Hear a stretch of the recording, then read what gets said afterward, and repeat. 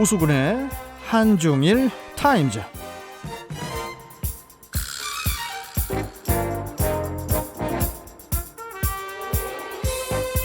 자, 급박하게 변해가는 한중일 동북아 정세를 이해하기 쉽게 풀어주는 분이죠.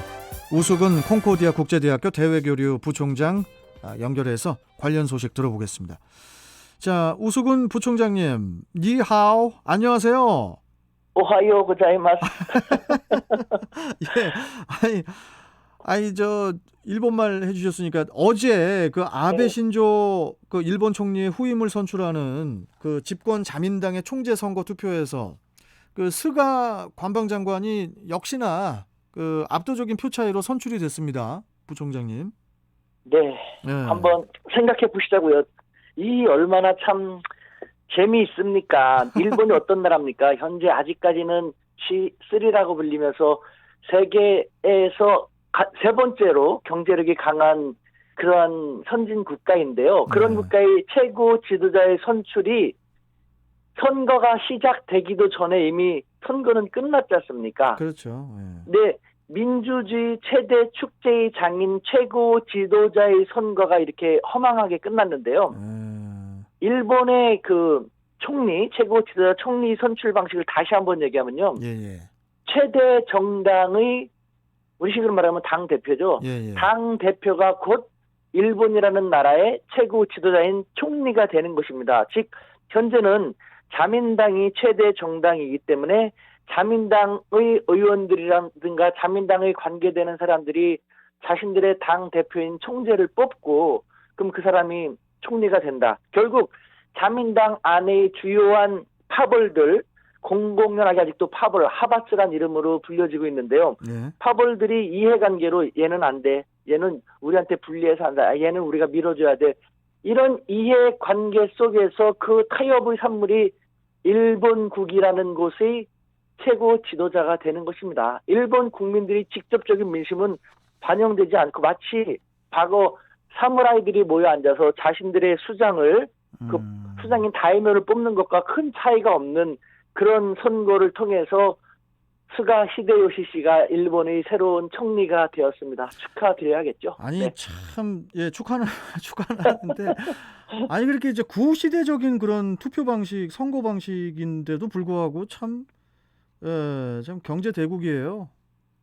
이해가 안 일본인들이 그러니까 플라톤이 그랬지 않습니까? 뭐 정치에 무관심을 하거나 아니면 정치를 외면하면은 가장 저질적인 인간들로부터 지배받는다고 했는데요.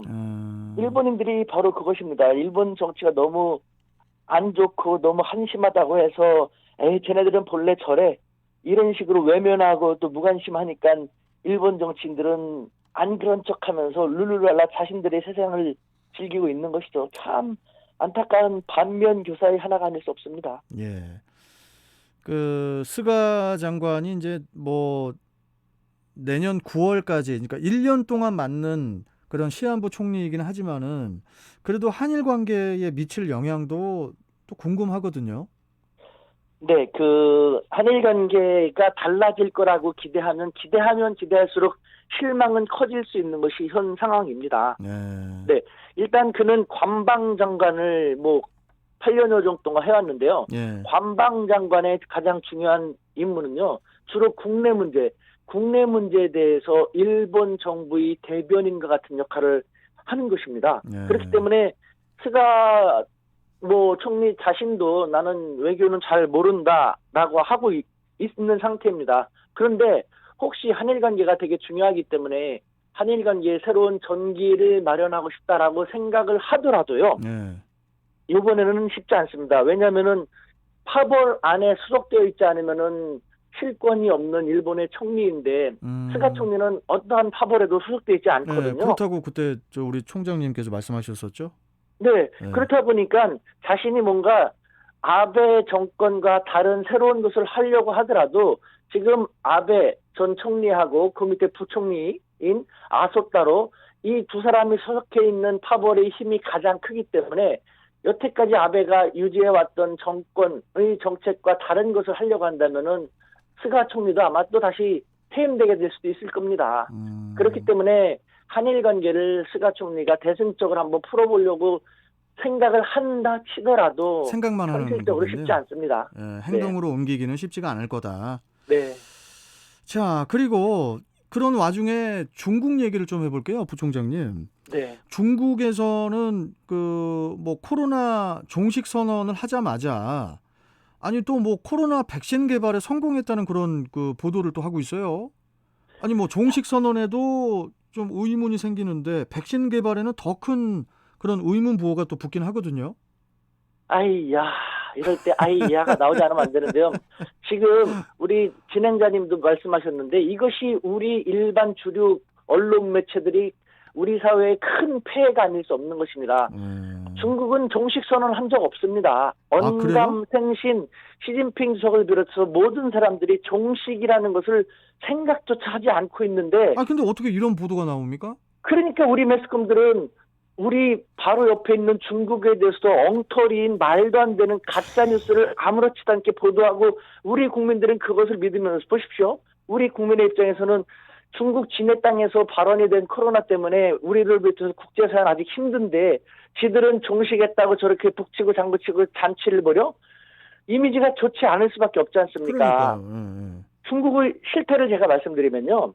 며칠 전에 이야기한 것도 어느 정도 코로나19라는 대전쟁에서 몇 개의 국지전에서 승리를 거뒀다. 이제는 우리는 이 코로나를 어떻게 하면은 코로나에 최종적으로 승리할 수 있는 방법을 알게 되었다. 여태까지 이렇게 수고하신 사람들한테 표창장을 수여하면서 우리가 단결하면은 이길 수 있으니까 우리 계속 단결해서 나가자라는 형식의 모임을 가진 것이고 그걸 그 가지고 자리에서도요. 지금 종식 선언을 했다는 보도가 나온 거예요.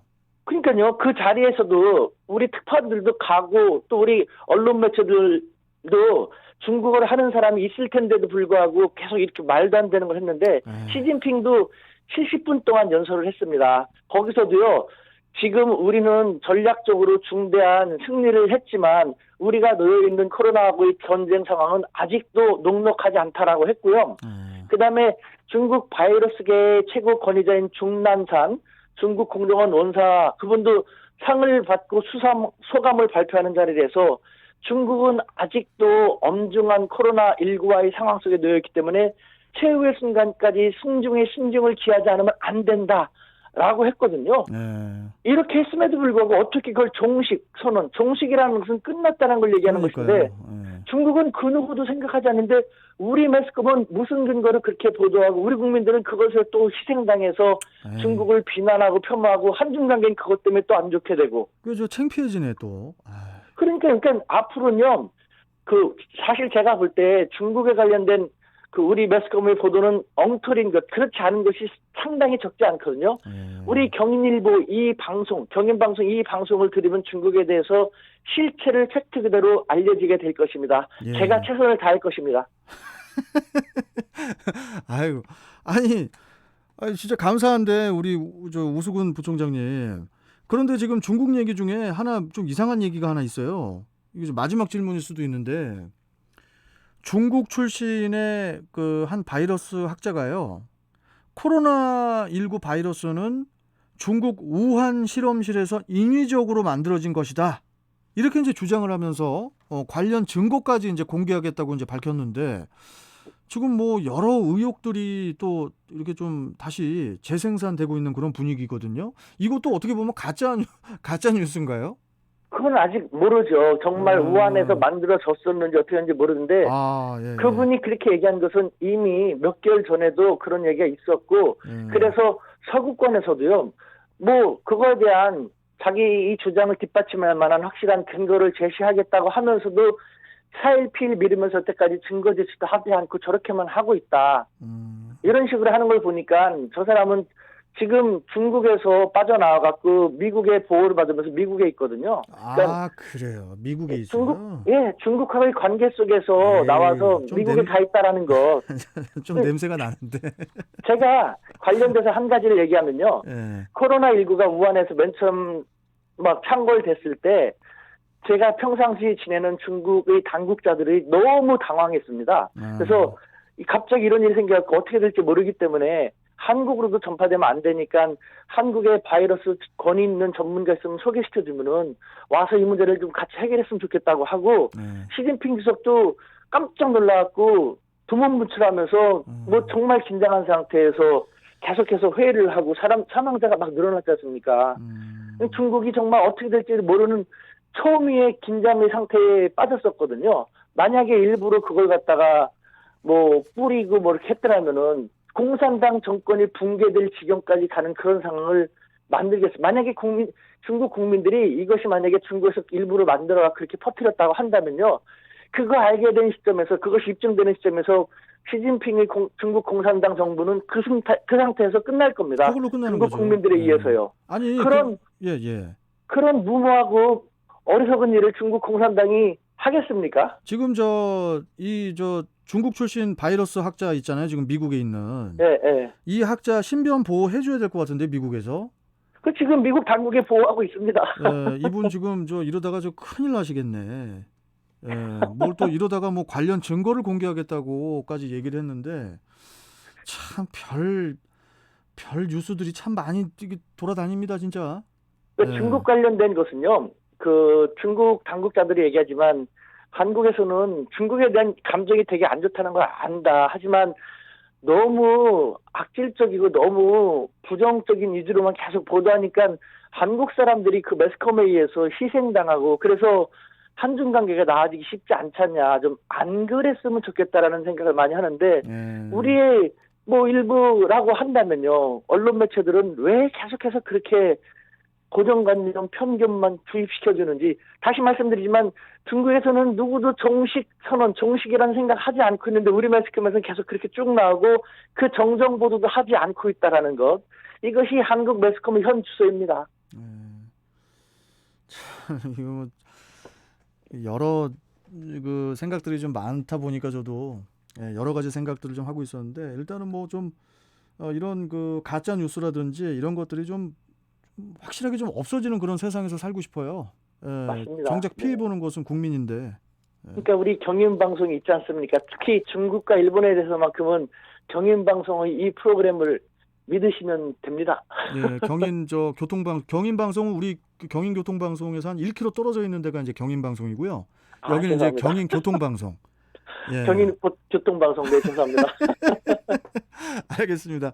자, 아무튼 오늘 말씀 잘 들었고요, 부총장님. 또 다음 주에 또 활기차게 또 뵙도록 하겠습니다. 고맙습니다. 네, 감사합니다. 예. 자, 지금까지 우수근 콩코디아 국제대학교 대외교류 부총장과 함께 이야기 나눠봤습니다.